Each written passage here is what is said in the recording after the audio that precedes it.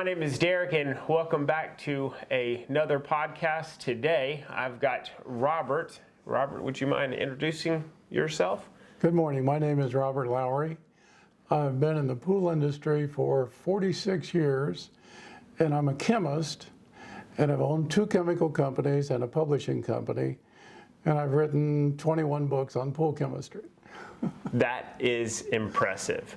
Well, we're going to get into some of those books because I'd like everyone to see those books, and there's one in particular that I'd like for the viewers here to purchase, and I'm going to put that in the link down in the description area. But can you give us a little bit about your background? Kind of how did you get in this crazy industry we call the pool industry? Well, believe it or not, when I finished college, I got in the aquarium business. And my roommate and I started making products, chemical products for aquaria. And we had a product that was a clarifier for aquariums. Okay. And a bunch of guys that worked with us at the Center for Disease Control, we had a hunting group, and we sit around the campfire at night, and one of the guys was asked if we could use this aquarium clarifier in his pool. And this was in 1973. Wow. And we said, wow, that could work in a pool too. And so we tried it out in his pool, and 46 years later, I'm still in the pool business. And I have developed 111 chemicals, in addition to owning 2 chemical companies.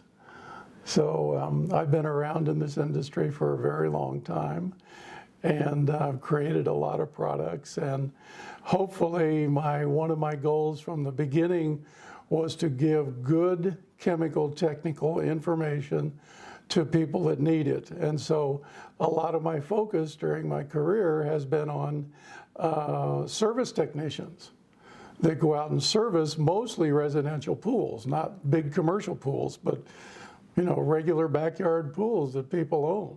And they want to, some people want to wash their own cars, and some people take it to the car wash. Some people have a service tech, and some people want to do it themselves. So I've always tried to give good, honest, real, factual, scientific information to the people that need it, but I've had a knack since I was a kid of being able to explain things to people so that they understand it. So I can take this technical, complex chemistry information and write it so that people can understand it and use it. Okay, excellent. And I purchased one of your books that we're going to get into, and it is very easy to read. Unlike some of the other chemistry books, whenever I got my certification, that was a difficult read, but yes. You read it and you learned it, and you got all the info that you needed to pass your test. And I'm only 41, so I haven't been in it for as long as you have, but I have been a CPO for 15 years. I think. Hard to keep track of time. I was a CPO instructor for 21 years. Oh, wow. I was just a little guy. So back then. Let me ask you this kind of random question. If you were a superhero, who would you be and why? I have no idea. I was a superhero before I got in the pool industry. Well, frankly, I say superhero, and the reason I say that is I was in the Army before I went to college, and while I was in the Army, I was a Green Beret. Oh, wow. And as a Green Beret, I was a sniper. And so my expertise was that I could shoot a rifle really well. And so I was a superhero, and I was in Vietnam for a couple of years, and then I got out of Vietnam, went to college. Wow. Okay. So I was a superhero. I did not know that. I didn't know that. It's not something I tell too many people because I like to concentrate on my time in the pool industry and not my time when I was in the U.S. Army. All right. Well, we can edit that out if you. No, I'm fine with that. Okay. I'm good with that. What are you most excited about right now as far as the pool industry goes? Well, in the past couple of years, there's been a trend chemically that the service techs are starting to follow, and many stores are starting to follow, and it uses a chemical that's been around for, well, technically it's been around forever, since dirt, Right. but it's a chemical that's called borate. And technically, when you put it in water, it is boron, the element boron. Okay. But it's referred to in the industry as borate. And this borate product is the same product, exactly the same product, that you put in your washing machine that's called borax. So you put it in your washing machine, it makes your wash white and makes your clothes cleaner and all those wonderful things. When you put it in a pool, it does two really great things. And one is that it prevents algae. It is not an algicide, but it prevents algae from starting once it's introduced. Okay. So it's what is technically called an algistat rather than an algicide. And the other thing that it does is it keeps the pH from going up. It doesn't prevent it, it just kind of slows down the rise. And it's called a buffer. So it's a pH buffer, and we call it borate. And there's three chemicals that you can use. One is got 10 molecules of water with it, and one has 5 molecules of water with it, and one is an acid. So we have sodium tetraborate, decahydrate, which is borax, sodium tetrahydrate, pentahydrate, which is the most common, and then there is boric acid. But once they're in water, they all do the same thing. And you only have to put them in the pool once. And this great thing, what it does is it helps people to use less chlorine, because your chlorine won't have to be working on preventing the algae. The borate's going to do that. So people have been experiencing a 30 to 50% reduction in the amount of chlorine they're using just by putting this chemical in the water. And this is a good thing. It saves on chemicals. There's less exposure. There's less, chemicals to be produced. So it helps even the carbon footprint thing. Right. So it even helps that.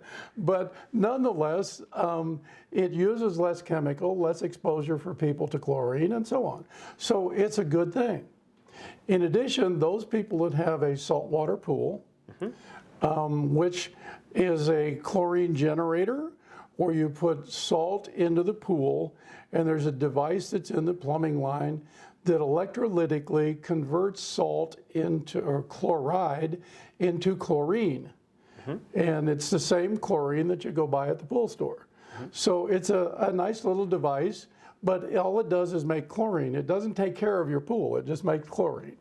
But in any case, these devices, because of the process of producing chlorine, it raises the pH of pool water. And if you put borate in the pool, then the pH rise is a lot less and a lot slower. So it helps to maintain water balance, which helps to extend the life of the device and extend the life of the pool. So they're a good device to have. Borate is a good thing to put in there with it. And so I'm excited about this borate thing. And I even got a call a few months ago from one of the manufacturers of borate, called me up and said, do you know why the sales of borate in California have increased by 250%. And I said, yes, I do. And they said, why is that? And I said, I did that. Did he give you a commission? I wish they had, yes.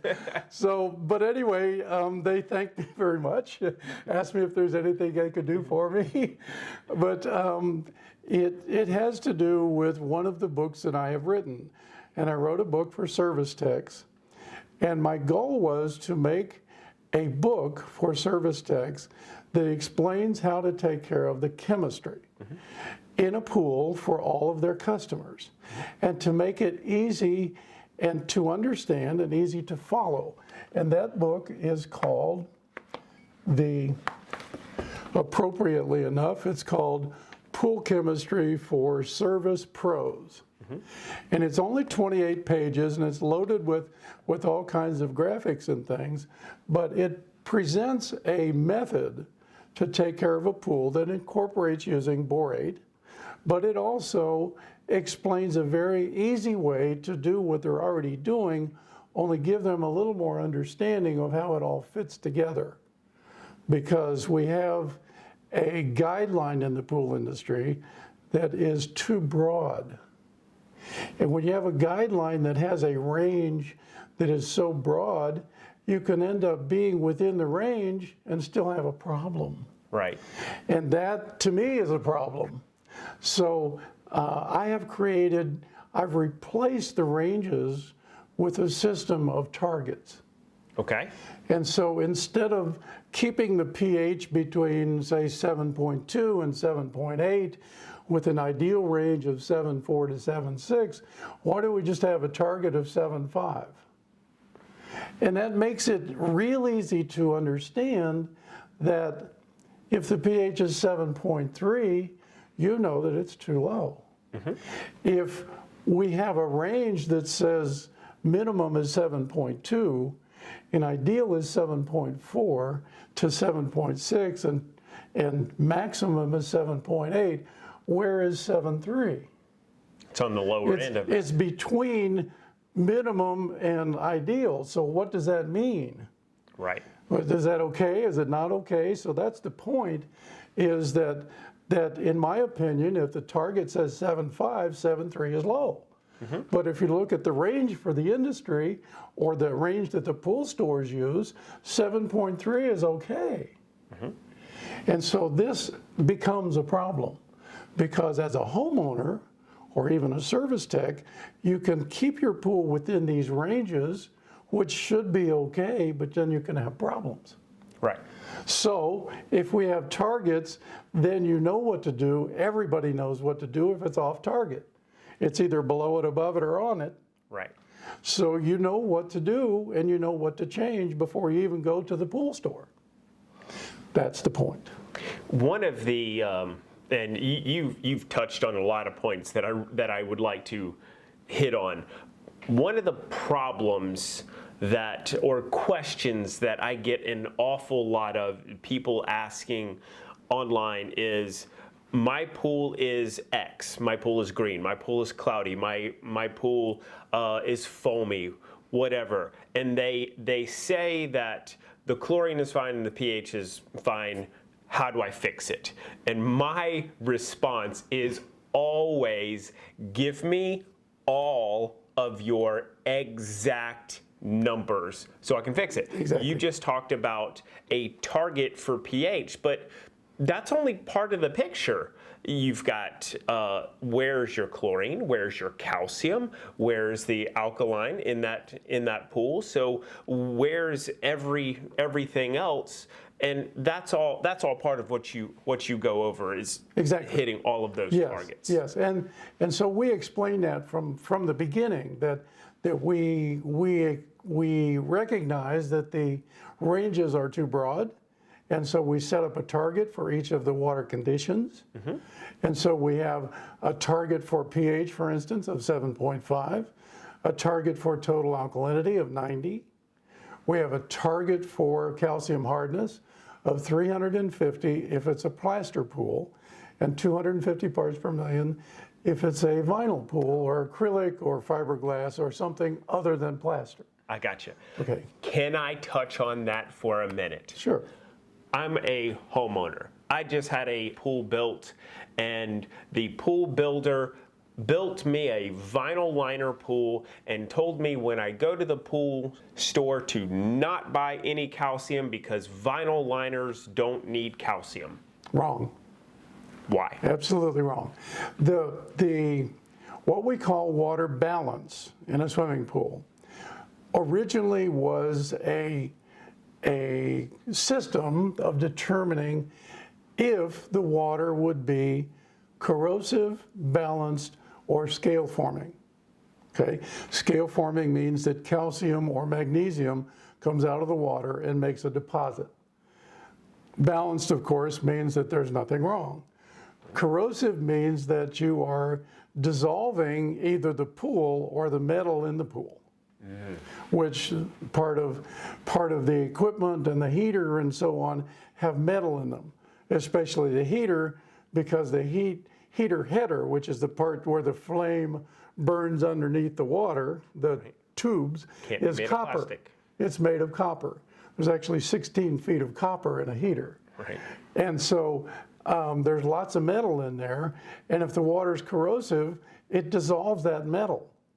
And then it puts the ions of that metal into the water, and when the water can no longer hold any more dissolved metal ions, it deposits them out as a stain or scale, as a stain on the pool. And so you get a turquoise stain, you get a green stain, and those are copper. You get a brown stain, it's iron. And so a nice copper stain that looks turquoise, that used to be your heater. Yeah.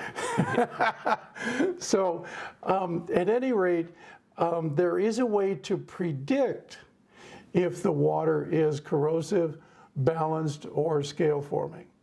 And it's a formula that was created by Dr. Langelier in 1939 for boiler water. But nonetheless, his formulas and his information is still used today with some changes in how it's done because we have better technology now. Correct. So there's some changes to the original formula, but there is a formula and some tables that you can look up, and you can put the information from pH, alkalinity, water hardness, TDS, and temperature into that formula. And the goal is, when you get the formula, to come to a 0. And if it can be as far as a negative 0.3 or a positive 0.5. So anywhere in that range, the water is considered balanced. Balanced. Negative values are corrosive, positive values form scale. So we have a method of determining or predicting if the water is going to be okay. Right. So the goal then is to balance the water. So if we take those values and plug them into that formula, we can do that. However, if we use targets that I have suggested, then the targets are within the middle range of everything. So if you just follow the targets, you really don't need to use the saturation index to figure all that out. Right. You just follow what the targets say. And it doesn't matter what the vessel is that's holding the water.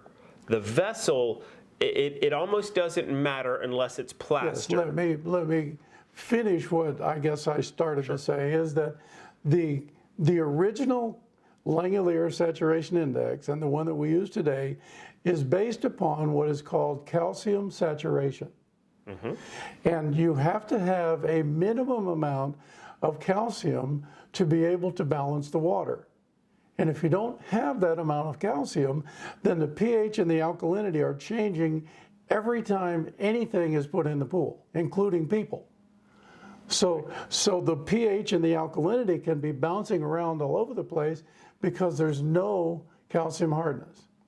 So when we teach this in our classes, we teach that the bare minimum of calcium that you need in any swimming pool is 150 parts per million of calcium. That's it. That's the bare minimum. And so you need that to be able to have any balance of water. Otherwise, you're going to have problems and never balance your pool. So you need that. We recommend 250 parts per million of calcium for anything other than a plaster pool. Okay, and the answer is because there is no plaster in the walls. Right. So we don't necessarily need that. But in a case of a plaster pool, we need 350 parts per million. And the real reason for that is because we don't want some of the calcium coming out of the plaster in the pool. And if we have 350 parts per million in the pool, there's not going to be plaster coming out of no calcium coming out of the plaster to get in the water. We don't want it anymore in there. So that will keep it away. Excellent. Now, you just talked about salt systems, and we touched on that. Salt systems have been around for decades. Yet, I still get, and even last week, I had one of my customers that we've been cleaning his pool for a long time now, and he said, I'm having a salt system put on. I only need you guys to come by and scoop out the leaves now. I don't need any more chemicals because a salt pool doesn't need chemicals. How do you answer that without sounding snide, I guess? Yeah, it's probably a good word to use. What I like to tell people about a salt system, I know that when they read the advertising and they talk to the salespeople, it's buy this and you have no more problems in your pool, and all you have to do is plug it in and you're all set to go. And, those are salesmen, and perhaps they should be busy selling suede shoes or something like that. But in any case, or maybe used cars, I don't know. But in any case, the bottom line for me is that a salt system only replaces you having to go to the pool store and buy chlorine. That's all that it does. It does absolutely nothing else. So, and I explain things to people that way that, I know that the salesman said you're going to not have any more trouble and so on. And the fact of the matter is, all it's going to do is keep you from having to go to the pool store or the big box store or whatever, buying some chlorine and putting it in your pool, whether it's tablets or liquid or whatever. It just saves you having to do that. In addition, a salt chlorine generator has its own little set of problems. And it's not that they can't be overcome, it's just that you have to recognize that this is the way that it works. Mm-hmm. And one of the biggest concerns that many people have is that the process of making chlorine electrolytically produces a high pH in the pool. And so you're going to have to add acid to compensate for that. Mm-hmm. And if you don't, you will get scale. Right. And one of the first places that scale forms in a pool is wherever there's heat. And believe it or not, a salt chlorine generator produces heat because it's got a positive and a negative number of plates in there. You charge it with electricity, and there's water running through it, so it cools the plate. But frankly, it's making a lot of hot water right there. Yeah. And the hotter the water, calcium is the reverse of what you normally think of dissolving something like sugar. If you heat up iced tea, you can put more sugar in it. Mm-hmm. If you had calcium in there and you heat it up, the calcium will come out. Right. So in your heater and in the electrolytic generator, there is heat created. And the first place you're going to get calcium deposits are in the heater and in the electrolytic generator. And we see this a lot because the units, to clean themselves, they reverse the polarity, right, which means they switch positive for negative, and the electricity goes the opposite way. And when that does, the calcium that's attached to the anode when you switch it to a cathode, it comes off, it sloughs off of that metal and comes out into the pool or the spa as what looks like snowflakes or dandruff. And so it comes out into the pool and they go, oh my God, what is this stuff? And it's what used to be on your chlorine generator. And so whenever there's scale on the chlorine generator, you reduce the life of the chlorine generator. And so if you let it build up and it keeps building up, it will eventually short, just like anything that's electric. The two poles, the plates on those things are only, on some units, are only about 1/8 of an inch apart. Right. And so if you get very much scale growing on it, it can actually grow enough scale where one plate will actually touch the other one, which is the same thing as touching two wires together. It's a short. Right. And so when it shorts, you kill the cell. So at any rate, they have a problem with getting scale on them. They have a problem because if you use too much of another chemical called cyanuric acid in the pool, you need to put in a little more chlorine to keep the algae from growing. And in order to do that, you have to turn up the percentage of operation on the chlorine generator. So you have to run it longer. And all chlorine generators, the life expectancy of them is based on how long you run it. Right. So the less you run it, the longer it's going to last. So anything we can do to reduce that lengthens the life of the unit. So adding borate does that. Keeping the pH lower in the pool does that because the pH is lower, the chlorine's more effective. You're not going to form any more scale on there, so it doesn't have to work as hard. My recommendation for anybody that has a salt system is that they have an erosion feeder with it. And people look at me like I'm crazy. It's like, I already have this. Well, I mean, salt systems don't work in the wintertime. So when you're... Yes, most of the salt systems, when the water's less than 55 degrees, they don't work. Okay. That's another myth that I get hit with all the time. You know, it's just one of those things where there's salt systems are good. Don't get me wrong, but people that are selling them and they're not telling them that they have to clean, which is what you just talked about, that scale forming, cleaning a salt cell about every 6 months.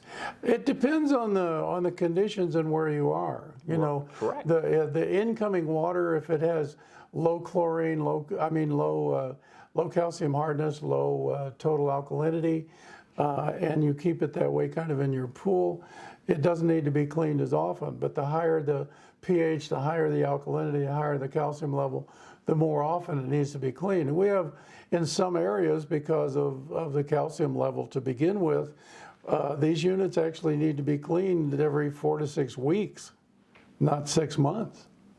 So, and the polarity reversing thing is okay, but that's not cleaning it. Correct. And what happens with the units as well is give you a logical piece of information. If you look at the water line in your pool, you sometimes see some scum or a bathtub ring around the pool. And that used to be, most of the time, sunblock and you know, hair cream and lotion. I know you don't use those things, but makeup and soap and deodorant, those kinds of things, they're lighter than water. They make it to the surface and eventually make it to the walls or the tile. And you can imagine then that the water that's sucked in to go through the chlorine generator, that we get some of that scum and soap and all of that stuff on the cell. Right. When we get that on the cell, polarity reversing does nothing for removing that. So that kind of deposits of that oil and grease and those kinds of things, that gets on the cell and shortens the life, and it doesn't make as much chlorine. So it needs to be cleaned, in some cases, quite often if they've got a pool with a lot of kids and a lot of people using sunblock and creams and oils and stuff like that gets on that chlorine generator. Okay. Now, from here, I want to talk about the book.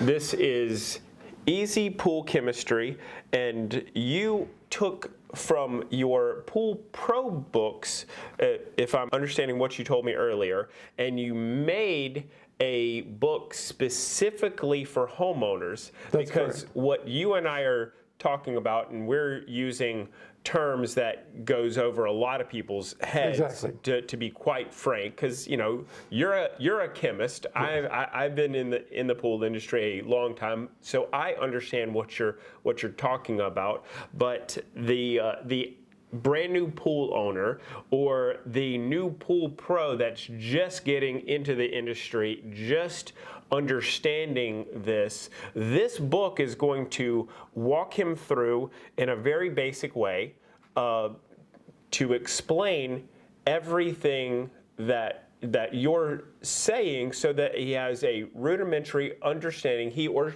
she has a rudimentary understanding of pool chemistry. Well, not only that, but this is, in addition to it being an educational piece, it is also a method of taking care of your pool. Mm-hmm. So one of the problems that I noticed in the whole industry is that there are many things that you can buy that explain to you about chemistry or about how to use chemicals, but the problem is that they don't tell you how to do it. And what I mean is, if I say to you, I want you to keep 2 to 4 parts per million of chlorine in your pool at all times, how often are you going to check the chlorine in your pool, and what are you going to check it with? So I told you what to do, but I didn't tell you how to do it. Mm-hmm. And so 40 years ago, I started writing articles, and what I did was I told people how to do it. And I told them what to do, and then turned around and told them how to do it. And so all of the other manufacturers just kept telling, even to this day, they tell you what to do. They don't tell you how to do it. Right. And so there's 2 things that were really important to me. And one is that I want to build a bigger industry. Okay? I want more pools. And there's only, to me, there's only one way to do that. And that is to have happy pool owners. Agreed. And you can advertise all you want to, but what we want to do is we want people to say, I have a pool, you ought to get one. Right. That's what I want. Okay? I'm jealous that way. I want a bigger pie. I want a bigger industry. And we're not going to make a bigger industry until we make pool chemistry easy. Right. Okay? And I think, frankly, some of the manufacturers in the pool industry have made what I consider a big mistake. And the big mistake is that they have made a product that is add A, B, and C, or add 1, 2, and 3, or some system like that, to where they tell you it's easy. All you have to do is add A, B, and C to your pool. But the problem with that is that you have no idea what A, B, and C is. And if you go to a pool store and they test the water, they're in control of your pool. Because you test the water and you come up with the numbers, and then you look at their system and it says A, B, and C. What do you do? So you feel like the pool store is in control of your pool. And you have to go there with a sample. They give you a prescription, you go buy it, you pay the money, and 2 weeks later you're back. Because it didn't work. Or now you need something else. And so I wanted to create something where you could understand the chemistry, where you could figure out for yourself before you ever go to the pool store what you need.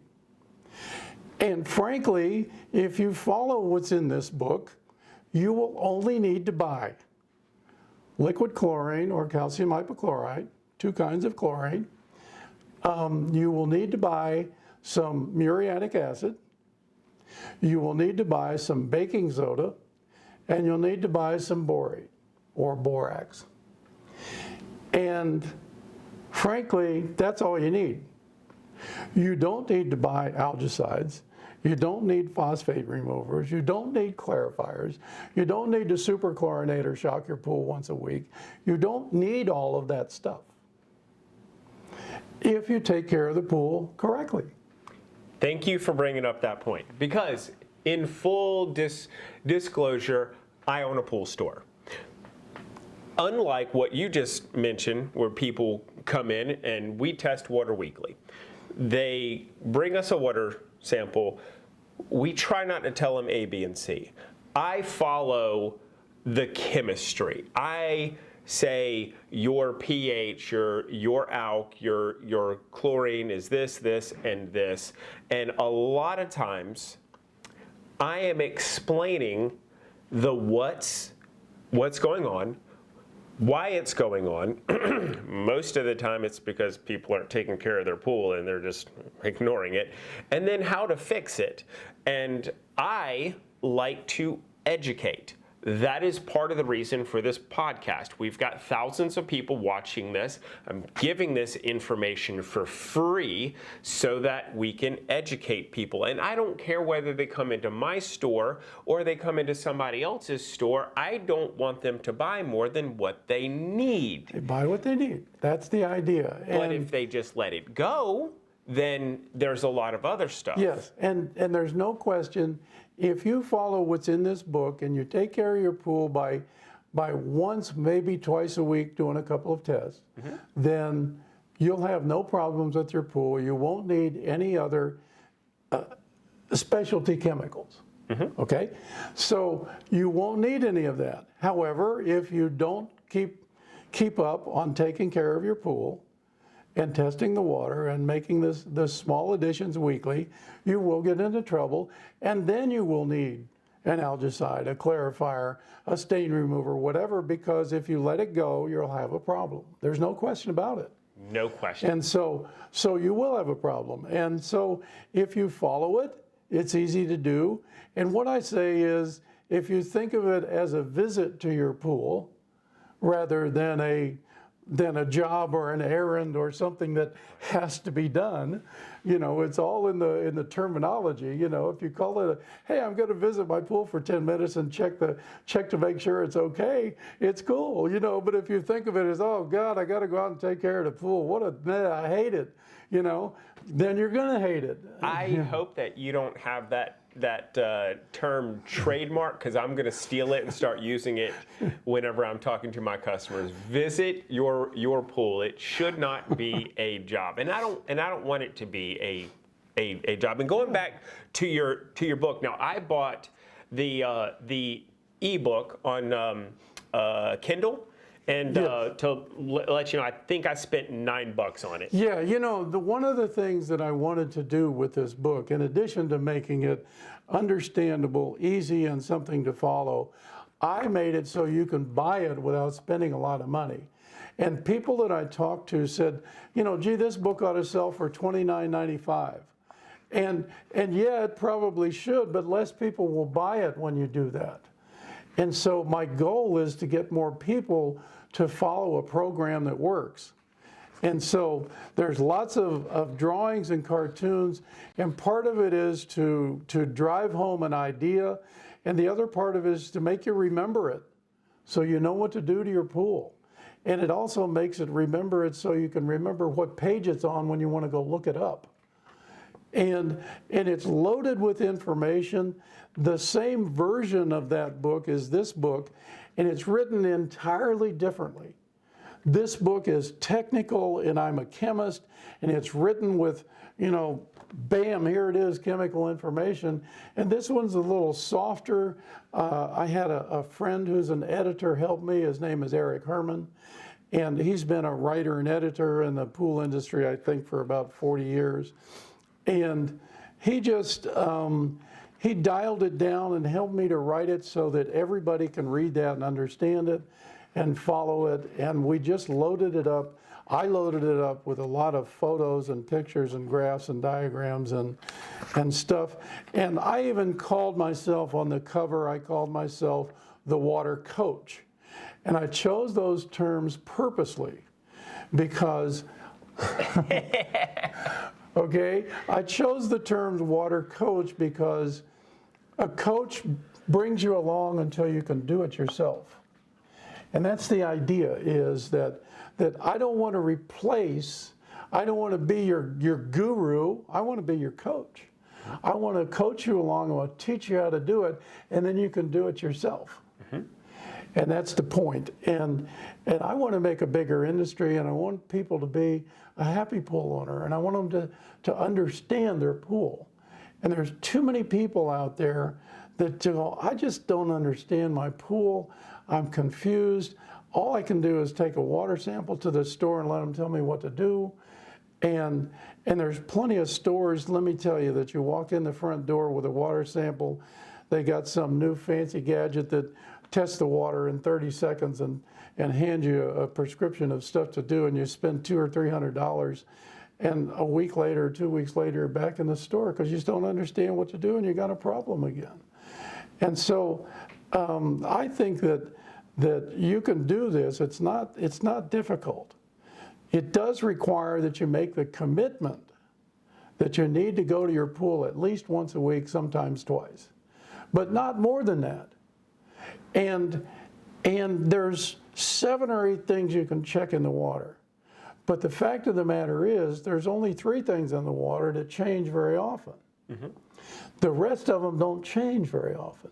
Calcium in your water, where's it going to change? Okay, there's no more calcium being put in your pool, so where's it going to change? Okay, cyanuric acid, if you don't use trichlor or tablets of chlorine, you're not going to have cyanuric acid building up. Right. So those 2 are out. Your total dissolved solids, we just want to know what that is, so you can't change that anyway. So there's a number of things that don't change at all. The biggest thing that changes are your chlorine level, your pH, and your alkalinity. Those are the things that change constantly. And depending on how busy your pool is, you can check it once a week for chlorine and pH and alkalinity, and you'll be fine. If you have a busy pool, you're using it every day, you got a lot of kids or something like that, yeah, you maybe have to check it on Wednesday and Saturday, something like that, a couple times a week, 3 days apart. And if you keep doing that on a regular basis, everything is a minor adjustment. And that's the point. And understanding how much chlorine you need in your pool is a really important thing. And the industry says that we need 2 to 4 parts per million of chlorine in the pool. And I have, in the last 8 years, been recommending a different system for understanding how much chlorine you need in your pool. And that is, there is a chemical that we test for, and you may know it as a homeowner, that's called conditioner or stabilizer. The technical name is, it's called cyanuric acid, and we sometimes refer to it as just CYA, okay, which has another meaning in another context. But cover your assets, right? Yes, absolutely. Okay, so in any case, cyanuric acid is a very large part of tablets of chlorine, what we call trichlor. And they are the tablets that sit in the floater or sit in a chlorinator. And they are a little more than 50% cyanuric acid. And that cyanuric acid builds up in the pool. And when it does, it slows down chlorine. Slows down the killing power and how fast it kills. And therefore, I have been on a mission to get people to lower the cyanuric acid level in their pool. And part of the reason is, from research that other scientists and I have done, we have found out that a huge majority of your chlorine is bound to that cyanuric acid. and not available now. It is available, but it's not available right now because it's bound to cyanuric acid. And there's a part of the chlorine that's unbound with cyanuric acid that's available to do things in the water, whether it's to oxidize stuff or kill things. And it's actually a small part that's available. And the more cyanuric acid in the water, the less chlorine that's available. So I want to keep the cyanuric acid level low so that more of the chlorine is available to keep the water safe. And so rather than use the traditional 2 to 4 parts per million of free chlorine, we have set a goal of making, if you use borate in the pool, because it's going to be helping by preventing algae, you can actually use 5% of the cyanuric acid level as your free chlorine level. And it makes it easy to know exactly how much chlorine you need in your pool as a minimum. And because sometimes 2 parts per million of chlorine in your pool is not enough, depending on how much cyanuric acid you have. Well, that's all for this episode. I hope that you've enjoyed listening to it. Please tune in next week for part 2 of this awesome podcast with Rob Lowry. Thanks for watching.